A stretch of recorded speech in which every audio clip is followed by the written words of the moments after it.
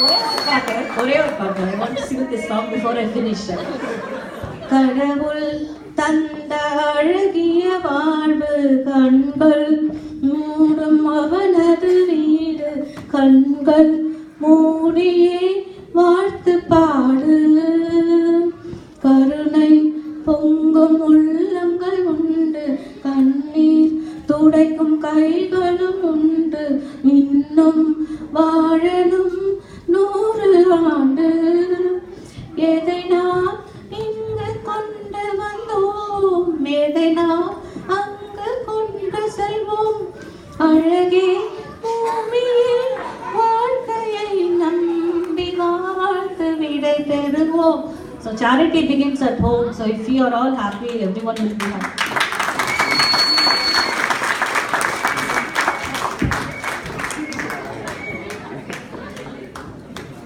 அடுத்தபடியாக வெளிநாட்டு வாழ்க்கையில் இழந்தது அதிகம் என்ற கட்சிக்காக பேசுவதற்காக நான் டாக்டர் ராமசாமி அவர்களை அழைக்கின்றேன்.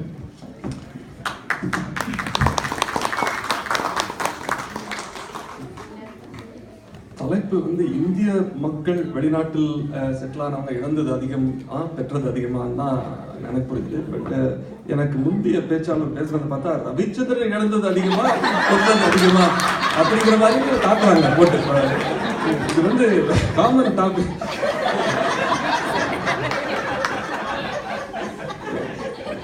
தெற்கே நெல்லையின் தலைமையில் ஒரு அணி, வடக்கே சிங்கார சென்னையின் தலைமையில் ஒரு அணி, நடுவே மதுரை மத்தியஸ்தம் பார்க்க தமிழ்நாடே தமிழும் என்ற வேளையில் என்னை இன்வைட் பண்ணி பேச அழைத்தமைக்கு மிக்க நன்றி. அனைவருக்கும் இனிய பொங்கல் நல்வாழ்த்துக்கள். எனக்கு 3 கருத்துக்கள் சொல்ல ஆசைப்படுகிறேன். இழந்தது அதிகமா பெற்றது அதிகமா என்று நீங்களே முடிவு பண்ணுங்கள். இழந்த விஷயங்கள் 3: மொழி, உறவு, நட்பு. அண்ணன் ஜோசப் என்ன மாதிரி தமிழ் பேசுறாரு பாரு. அன்னைக்கு நம்ம இவங்க ரமா வீட்டில் உட்காந்து நம்ம பிராக்டிஸ் பண்ணுவோம். தமிழ் சொல்லி பேசுறாரு டயலாக். என்னோடு வயலுக்கு வந்தாயா, நாட்டு நற்றாயா, ஏற்றம் இறைத்து நெடுவையில் நிறைய கண்டாயா, மாமனா மச்சானா மானம் கெட்டவரின் என்னை பார்த்து தமிழ் பேசுறாரு. ஒரு அடுத்த தலைமுறை இந்த தமிழை எப்படி பேசும்? நம்மளோட பசங்க, நம்ம இவ்வளவு அழகா தமிழ் பேசுறோமே, நம்மளோட அடுத்த ஜெனரேஷன் வந்து இந்த மொழியை வந்து பேசுறதுக்கு வாய்ப்பு கொஞ்சமா இருக்கா யோசிப்பாங்க. நான் வந்து சின்ன வயசுல திருவிளையாடல் வந்து தனி நடிப்பு பண்ணுவேன். நம்ம உங்களுக்கு எல்லாரும் பார்த்துருக்கீங்களா? இதுல தருமை சீன்ல வந்து அங்கம் புழுதிப்பட அருபாய் நெய்பூசி சங்கதன கீரன் இருக்கும் நக்கீரன் என் பையனுக்கு சொல்லி காமிக்கிறேன். You mean he burns the person with the fire from the forehead? That sounds very weird. இது எப்படி சொல்றது? நம்ம வந்து இது வந்து அதாவது நம்ம சிலப்பதிகாரம் சீவசிந்தாமணி எல்லாம் படிக்க சொல்ல வேண்டாம்.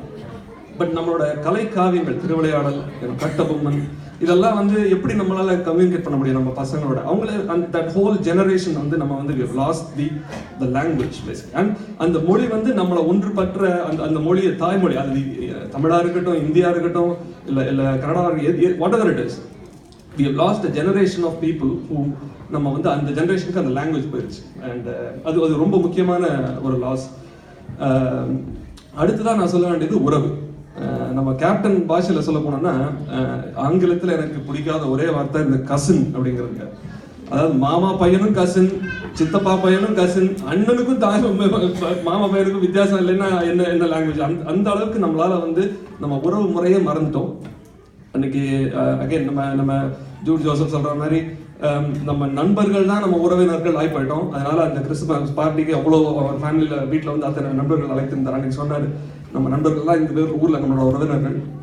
அதை இழந்தாச்சு. ஏன்னா நாட் ஜஸ்ட் பெற்றோர்களை பத்தி நம்ம இழந்துட்டோம், நம்ம அதை பத்தி பேசவே தேவையில்லை, நம்ம ஆல்ரெடி நிறைய பேசிட்டோம். அது ரொம்ப முக்கியமான ஒரு. 3வது தான் நம்ம இழந்தது நட்பு. வாடா போடா நட்பெல்லாம் இழந்துட்டு வாங்க போங்க நட்பை மட்டும்தான் இங்க பெற்றிருக்கிறோம். அந்த வாடா போடா நட்பு இன்னமும் அந்த இயக்கம் இருக்க தான் செய்யுது. என்னோட ஃப்ரெண்ட்ஸ் எல்லாம் வந்து பார்க்கும்போது இன்னும் நம்மளால பழக முடியலைங்கிற அந்த நட்பு இன்னும் லாஸ் தான் இருக்கு. கடைசியா வந்து நான் வாதத்துக்கு எதிர்வாதம் பண்றதுனா வந்து பட்டிமண்டபத்தோட அழகு. பட் நான் திருமணம் புரிந்தவன், எதிர்வாதம் பயனற்றது என்று நன்கு அறிந்தவன். இருந்தாலும் ஒன்றே ஒன்று சொல்லிக் கொள்கிறேன். அண்ணன் ஜூட் ஜோசப் சொன்னார், அதாவது இந்த ஊர்ல படிக்கிற பசங்கள்லாம் வந்து அன்னத்தர் மாதிரி பால்ல இருந்து தண்ணியை பிரிச்சு எடுத்துறாங்க. 18 வயசுக்குள்ள ஸ்காட்ச்ல இருந்து சோடாவை பிரிச்சு எடுக்கிறது பயந்துட்டு இருக்கிறேன். பசங்க அப்படி இருப்பாங்கன்னா நான் பயந்துட்டு இருக்கிறேன். அவர் வந்து அன்னத்துல இருந்து பால் என்னங்க இருக்குது. வெளிநாட்டு வாழ்க்கையின் அருமை பெருமைகள் இந்த பூனம் அறியாதது அல்ல. ஆனால் அதற்காக நாம் இழந்த விஷயங்களை மறக்கவும் நினைப்பது புண்ணுக்கு தடவுவது போன்றது. ஆனால் தோழர்களே, சிந்தியுங்கள் என்று உங்களை சிறந்தாண்டி அழைக்கிறேன். நம்ம சாக்ரட்டிஸ் படத்தை சிவாஜி கணேசன் சொல்றாரு, வனப்புமிக்க பெரல் நகரத்து வருத்தப்படாத வாலிபர்களே, கிணற்று நீரில் குளித்து வளரும் இன்பத்தை நாம் இழந்தோம் என்று அறியுங்கள், தெளியுங்கள். வாய்ப்புக்கு நன்றி, வணக்கம்.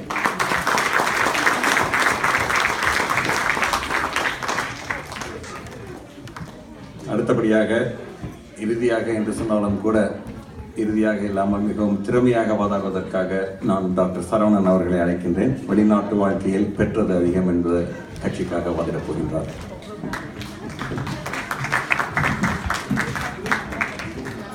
உள்ளதை உள்ளபடி எந்தவித தயக்கமும் இல்லாமல் உண்மையை எடுத்துச் சொல்ல வந்திருக்கும் என் கட்சி நண்பர்களே, இந்த நாட்டுக்கு வந்து வீடு, காரு, நல்ல வசதி, அருமையாக பையனுக்கு கேம்பிரிட்ஜில் மெடிக்கல் சீட்டு, இப்படி எல்லா விதமான வசதிகளையும் பெற்றுக்கொண்டு இழந்து விட்டேன் என்று ஒரு டெலியூஷனல் பிலீஃபோட வந்து பேச வந்திருக்கும் எதிர்கட்சி நண்பர்களே, இவங்க 2 பேருக்கும் நடுவில் மாட்டிக்கிட்டு 2 பொண்டாட்டிக்காரன் மாதிரி 2 வாரமாக கஷ்டப்பட்டுக்கிட்டு இருக்கிற நடுவர் அவர்களே,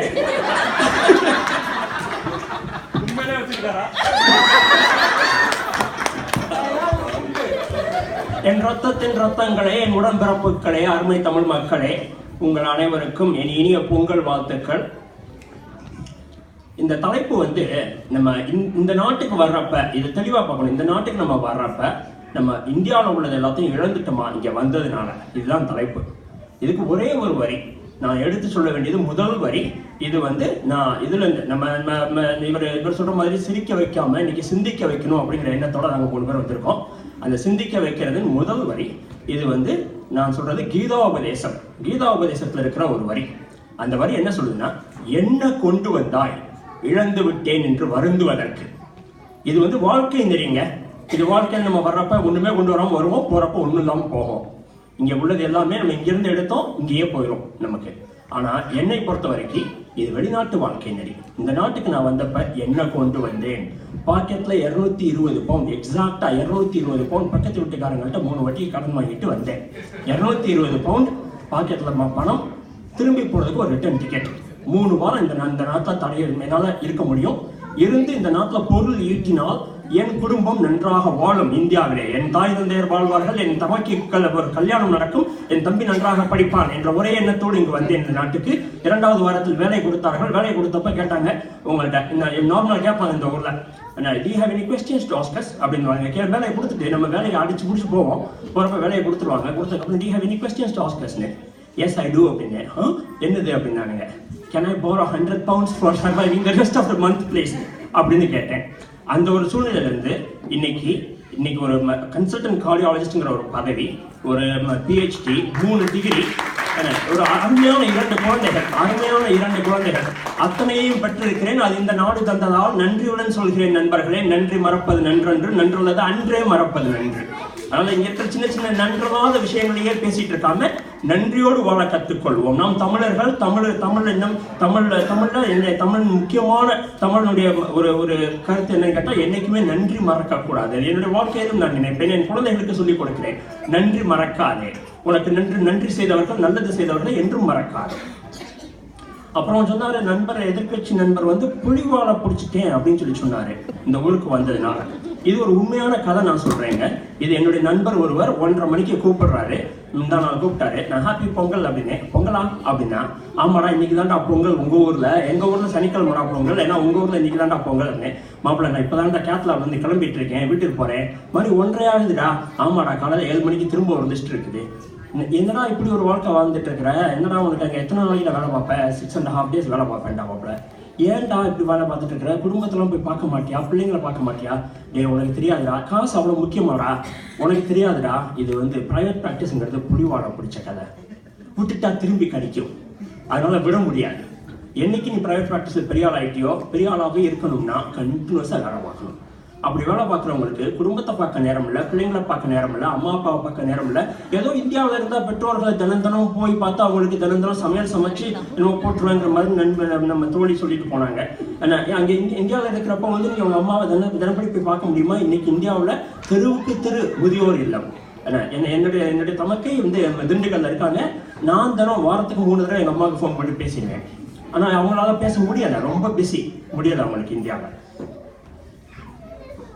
ரவி அவர்கள் சொன்னாரு, உணவு, உடை, கலாச்சாரம் எல்லாத்தையும் இந்த ஊருக்கு வந்ததுனால மறந்துட்டாராம். இந்தியாவில் எங்கெங்க அந்த கலாச்சாரம் இருக்குது? இந்தியாவில் என்ன உடை போடுறாங்க? இப்போ போனீங்கன்னா நீ பெங்களூர்ல போய் ஒரு நாளைக்கு பெங்களூர்ல போய் இறங்கி பாருங்க, சென்னையில போய் இறங்கி பாருங்க, ஏரோப்ளேன்ல இருந்து வெளியே போய் பாருங்க, சாயந்தரம் என்ன உடை போட்டிருக்காங்க? பூரா லிப்ஸ்டிக், மினி ஸ்கர்ட், இதைத்தான் பண்ணிட்டு இருக்காங்க. எங்க இவர் இதுக்கு காஞ்சி பட்டும் அந்த கொடிகளையும் பார்க்க போல நினைச்சிட்டு இருக்கிறாரு.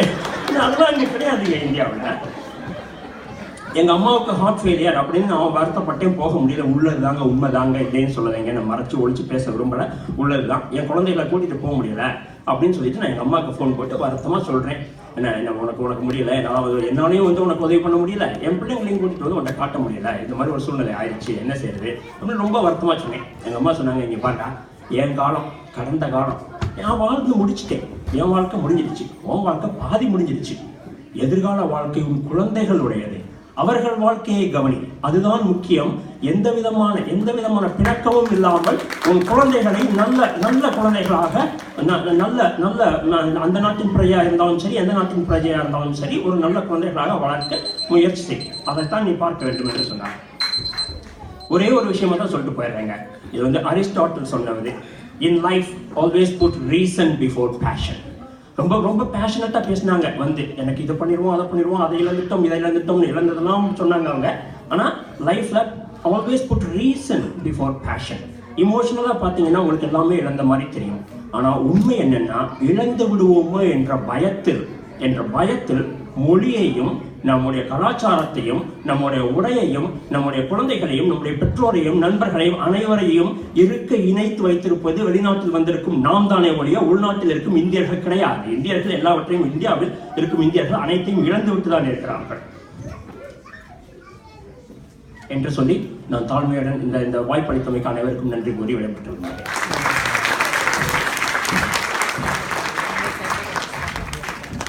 வாதம் ஒரு முடிவுக்கு நெருங்கிக் கொண்டிருக்கின்றது. நான் இப்பொழுது 2 அணி தலைவர்களையும் அழைக்கப் போகின்றேன். இருவருக்கும் தலா 2 நிமிடங்கள் தங்களுடைய தொகுப்புரையை இப்பொழுது அவர்கள் கூறலாம். அதன் பிறகு முடிவை நானும் நீங்களும் சேர்ந்து கூறலாம். திரு சரவணன் அவர்கள் என்ன கொண்டு வந்தாய் அப்படின்னு சொன்னார். அப்படின்னா சாமியாரா போயிருக்கலாமே, எதுக்கு இந்த ஊருக்கு வரணும்?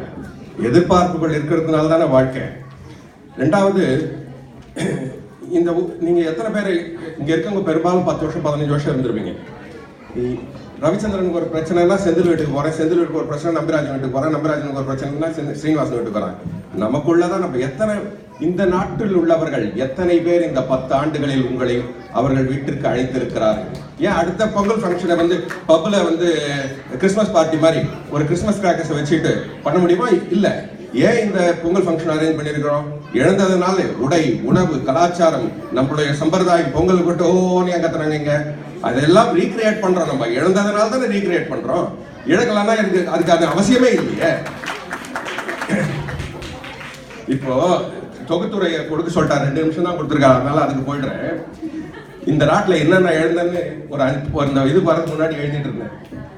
பிறந்த மண்ணை இழந்தோம், மொழியை மறந்தோம், அந்த மொழி தந்தை இனிமையை மறந்தோம், பெற்றோரின் அரவணைப்பை மறந்தோம், தாயின் சுவையான உணவை மறந்தோம், அவர்கள் தடுமாறும் வயதில் ஊன்றுகோலாய் நிற்கும் வாய்ப்பை இழந்தோம், பால்ய நண்பர்களையும் சொந்தங்களையும் மறந்தோம், அவர்களுடன் கவலையற்று நின்ற ஆற்றலை துறந்தோம், என்னை மருத்துவனாக்கிய என் இனத்தின் இன்னலை போக்கும் வாய்ப்பை இழந்தேன், அவனின் முகத்தில் தெரியும் நன்றி கலந்த சிரிப்பை பார்த்து ரசிக்கும் சந்தர்ப்பத்தை மறந்தேன், தினம் தினம் வேடமிட்டு நுனிநாக்கு ஆங்கிலத்தில் பொய்யாக பேசி பேசி பேசி பேசி என் தனித்தன்மையை இழந்தேன், தமிழன் என்று சொல்லடா, தலை நிமிர்ந்து நெல்லடா என்று வாழ நினைத்த என் உணர்வை இழந்தேன், என் என் மதி இழந்தேன், நெறி இழந்தேன், உண்மையில் என்னையே இழந்தேன், என் கண்ணெதிரே